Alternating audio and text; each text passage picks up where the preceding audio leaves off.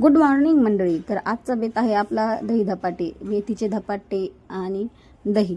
तर दही फोडणी देण्यासाठी सर्वप्रथम त्यामध्ये मोहरी, जिरे, लसण, हिरवी मिरची आणि चटणी, थोडीशी कढीपत्ता हे टाकून दही फोडणी द्यायचा आणि गॅस बंद करायचा. चटणी टाकल्यानंतर गॅस बंद करायचा आणि त्यामध्ये थोडीशी साखर, मीठ आणि शेंगदाण्याचा कुटा टाकून घ्यायचा आणि दही रेडी आपलं धपाट्यासाठी.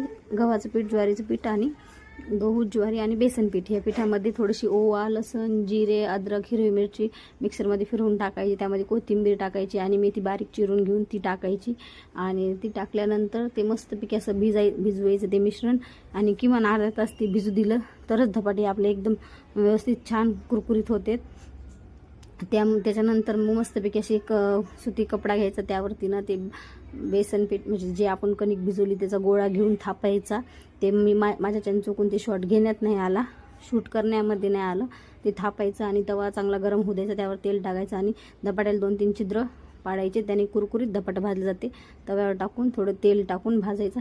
एकदम मस्त असे आपले दही धपाटे रेडी आहेत आणि खायलाही एवढे टेस्टी लागतात. तुम्ही नक्की एकदा ट्राय करा.